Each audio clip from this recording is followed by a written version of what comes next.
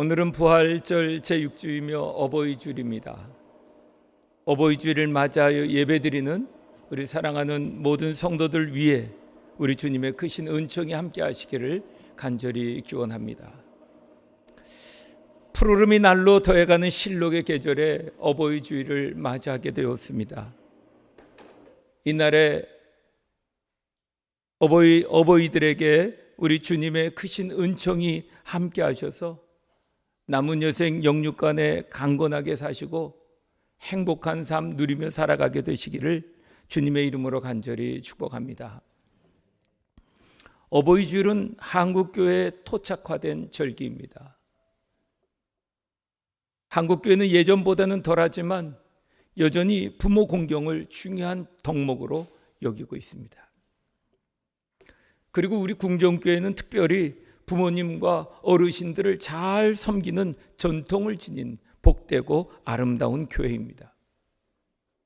사실 부모 공경은 그리스도인이 아니더라도 인간이라면 당연히 지켜야 하는 기본 도리입니다.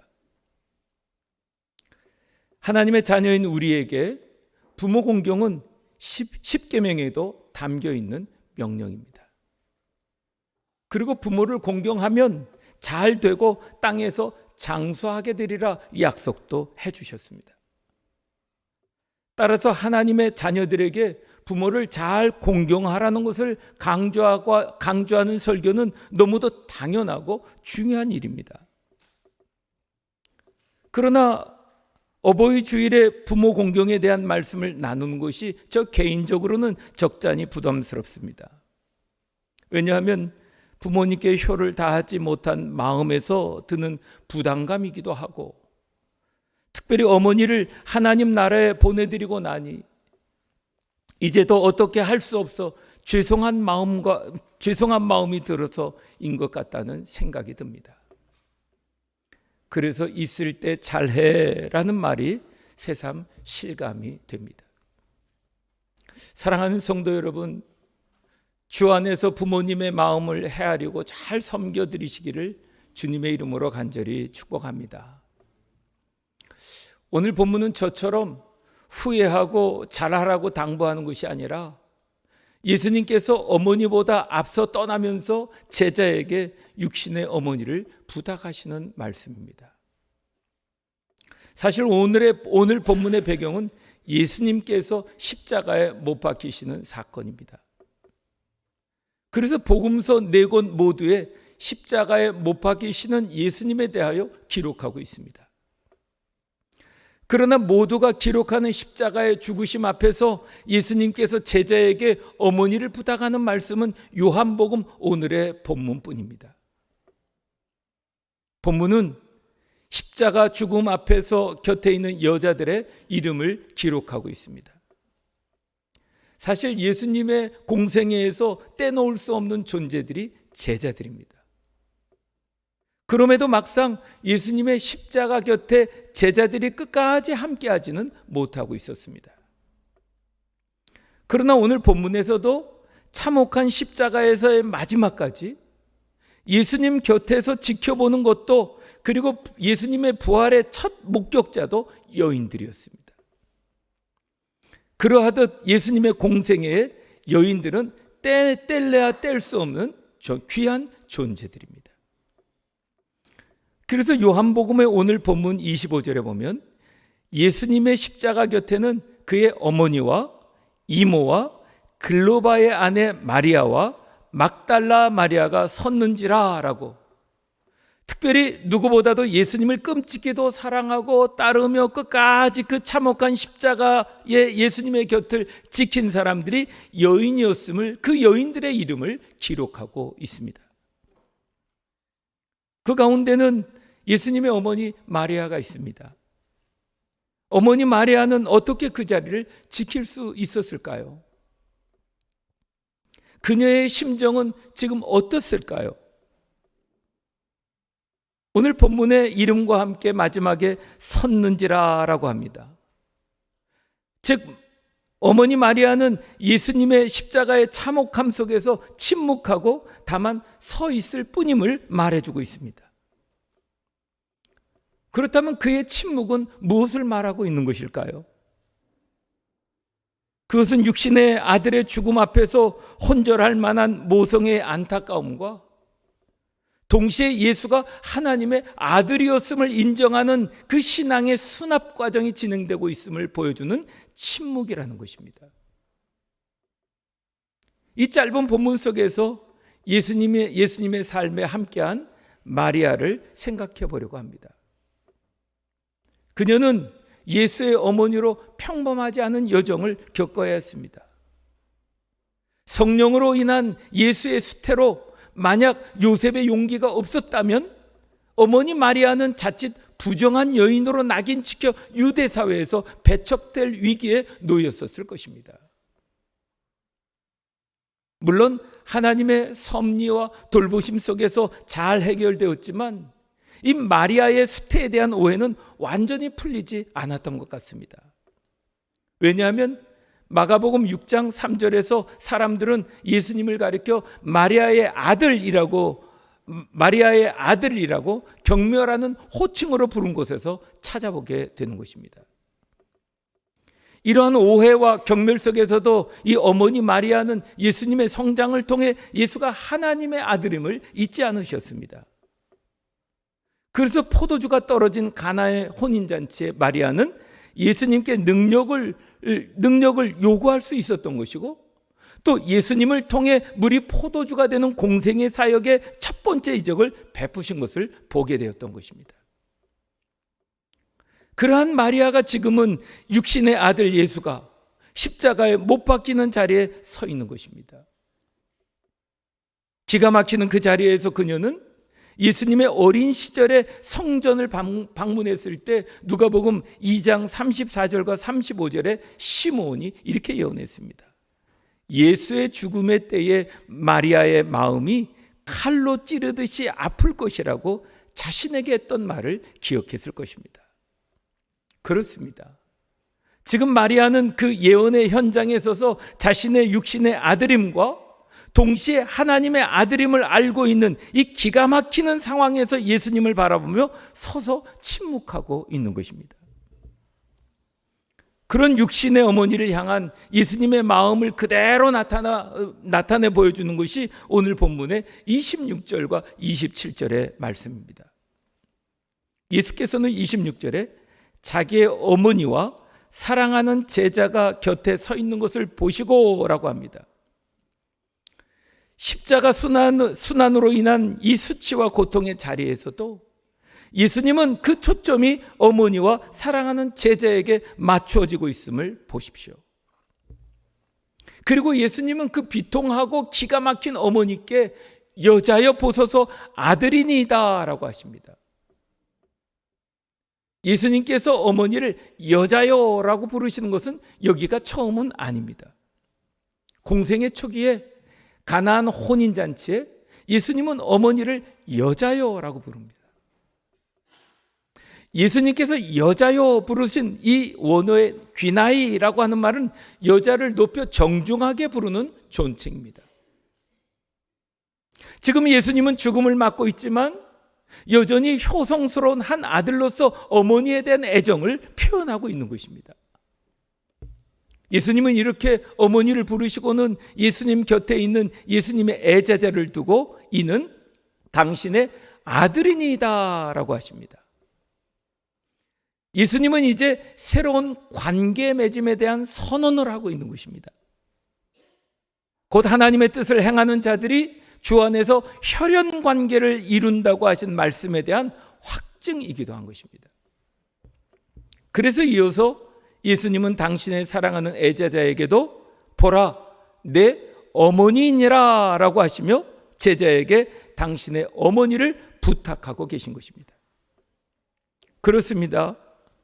예수님은 요한복음 7장 5절에서 이는 그 형제들이라도 예수님을 믿지 아니함이로라 라고 하셨듯이 예수님은 자신을 이해하지 못하는 동생들에게 어머니를 부탁하지 않고 사랑하는 애제자에게 위탁하고 있는 것을 보십시오. 이 또한 새로운 관계 맺음에 대한 선언을 하고 있는 것입니다. 우리는 예수님께서 당신이 사랑하는 육신의 어머니를 사랑하는 제자에게 부탁하시는 것을 통해 부모 공경에 대한 이해의 지평을 넓혀 가시기를 원하시는 예수님의 마음을 만날 수 있게 되는 것입니다. 예수님은 목수의 아들로, 그러나 예수님은 하나님의 일을 전파하시느라 가족들과는 함께할 수 없으셨습니다. 뿐만 아니라 예수님은 당신을 찾아온 어머니와 형제들에게 마가복음 3장 25절에서는 이렇게 말씀합니다. 누구든지 하나님의 뜻대로 행하는 자가 내 형제요, 내 자매요, 내 어머니이니라 라고 말씀하신 바 있었듯이 예수님은 새로운 의미의 가족에 대한 선언을 하셨던 것입니다. 물론 이로 인해 어머니와 형제들은 다소 예수님으로 인해 실망했을 수도 있었을 것입니다. 그러나 예수님의 이 선언은 당신의 가족을 외면하고 당신과 함께하는 자들만 귀하게 여긴다고 하는 것은 절대 아닙니다. 오히려 오늘 본문에서 어머니께서 당신의 사랑하는 제자들 아들이니다라고 하시고, 그리고 사랑하는 제자에게는 어머니시다라고 하는 것을 통해 예수님은 하나님 나라의 관점에서 혈연 관계의 가족보다 더 넓은 개념으로 가족을 이해해야 한다고 가르치고 있는 것입니다. 그렇습니다. 우리는 아무 공로가 없음에도 예수 그리스도의 십자가 공로로 하나님의 자녀가 되었습니다.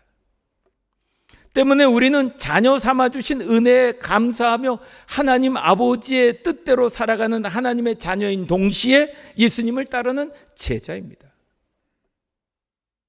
예수님은 당신을 따르는 제자인 우리에게 가장 큰 계명은 마가복음 12장 30절과 31절에 하나님을 사랑하는 것이요 이웃을 사랑하는 것이라 가르쳐 주셨습니다. 따라서 부모 공경은 이웃 사랑의 한 측면이고 이웃의 부모도 포함되는 것입니다. 그리고 이웃 사랑 가운데 부모를 공경하는 것입니다. 그래서 예수님은 육신의 어머니보다 앞서 세상을 떠나시면서 어머니는 마리아에게 육신의 아들에게만 매어 있지 말라고 당부하시는 말씀이기도 한 것입니다. 그리고 당신의 사랑하는 제자에게는 약하고 돌봄이 필요한 어머니 같은 존재를 육신의 어머니처럼 사랑하라고 부탁하신 것입니다. 저는 오늘 말씀을 묵상하면서 제 어머니와 장모님을 생각해 보았습니다. 목사인 아들과 사위로 저는 늘 어머님과 특별히 장모님을 위한 시간은 늘 사역에 뒷전에 있었습니다. 어디 사역뿐이었겠습니까? 자식보다도 아내보다도 어머니와 장모님은 늘 뒷전이셨습니다. 저희 어머님이 많이 약해지셨을 때에 휴일인 월요일에 어머니를 찾아뵙고 점심을 함께하고 헤어져 올 때면 어머니의 눈빛은 저희들과 더 있고 싶은 눈빛이었습니다. 그래서 마음이 불편하지만 휴일인 월요일에 사적으로 처리해야 할 일과 또 관계가 있어서 얻지 못하고 돌아올 때면 눈빛은 서운하신데도 오히려 어서 가라라고 하시며 내보내 주셨습니다. 그러다가 요양사님이 오시게 되었습니다. 저희가 떠나올 때 어머니는 서운한 얼굴을 하지 않으시고 오히려 먼저 서둘러 우리를 보내시는 것이었습니다. 그래서 돌아오면서 제가 아내에게 어머니가 우리보다 요양사님이 더 좋은가 보다. 우리가 일어나도 이젠 하나도 섭섭해하지 않으시고 오히려 먼저 가라고 하시네 라고 했더니 아내가 하는 말이 아무렴 요양사님이 좋아도 아들보다 좋겠어? 아들하고 더 있고 싶겠지. 요양사님이 더 좋아서가 아니라 바쁜 거 다 아니 이제 내 걱정 말고 볼 일들 봐라.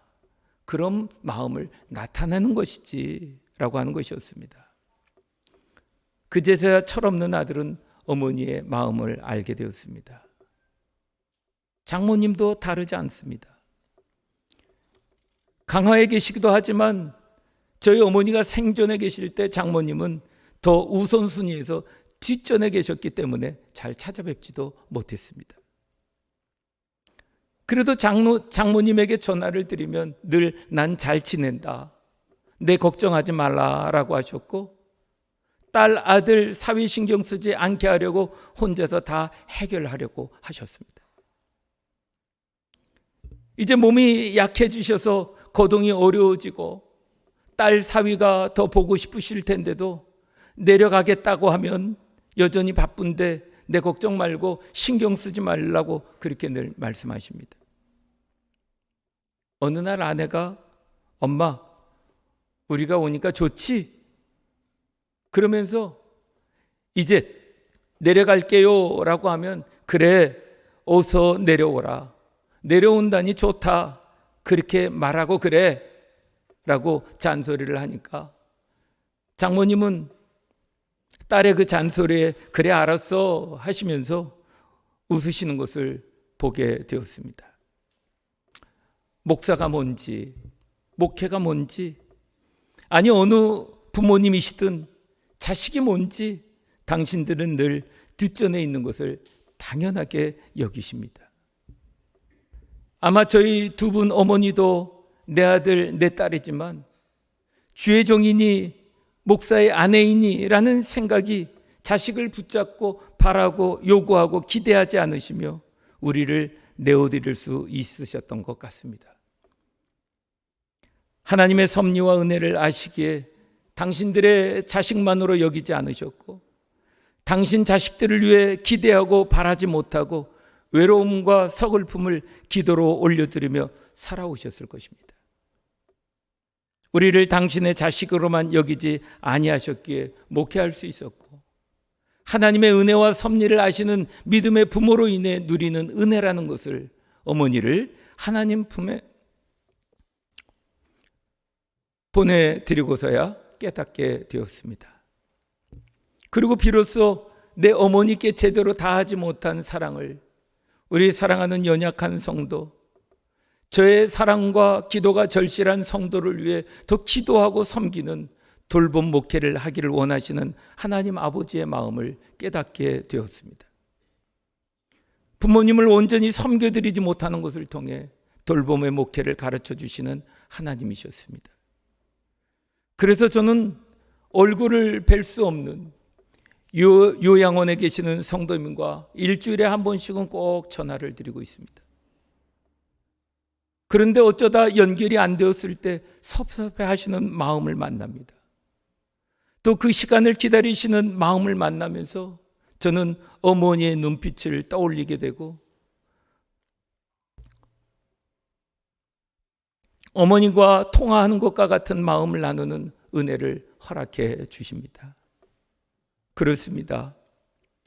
오늘 본문은 예수님께서 육신의 어머니를 사랑하는 제자에게 부탁하시며 혈연을 넘어 관계 맺는 새로운 방식의 관계 맺음은 그리스도를 믿는 자들이 따라야 할 방식이며 교회는 그것을 가시화해야 한다고 주님은 가르쳐 주시는 것입니다. 그리고 보면 우리 성도들은 최소한 일주일에 한 번은 함께 만나 하나님께 예배하고 함께 식사하고 이 모임 저 모임을 함께하며 삶을 나누고 마음을 나누고 헤어집니다. 어떤 자녀, 어떤 형제보다도 더 깊고 더 많이 함께 누려가는 성도의 교제를 하고 있습니다. 주님은 어버이 주일을 맞이하는 우리에게 내 부모를 섬기듯 어르신들을 사랑하고 섬기는 교회와 성도가 되자고 우리에게 말씀하시는 것입니다. 내 자식을 아끼고 위하듯 자녀 세대들을 격려해주고 기도해주는 부모 세대가 되자고 주님은 오늘도 우리에게 말씀하시는 것입니다. 그리스도 안에서 새로운 가정, 천국 같은 가정, 가정 같은 교회로 세워져 부모 세대들을 공경하고 섬기는 교회, 사랑과 섬김의 그리스도의 복음이 교회에서 세상 속으로 흘러가게 되기를 우리 주님은 원하고 계신다는 것입니다. 그리하여 세상 속에서 약하고 돌봄이 필요한 어르신들도 섬기고 사랑하는 빛과 소금의 교회와 성도들로 살아가게 되시기를 우리 주 예수 그리스도의 이름으로 간절히 축원합니다. 아멘. 기도하시겠습니다.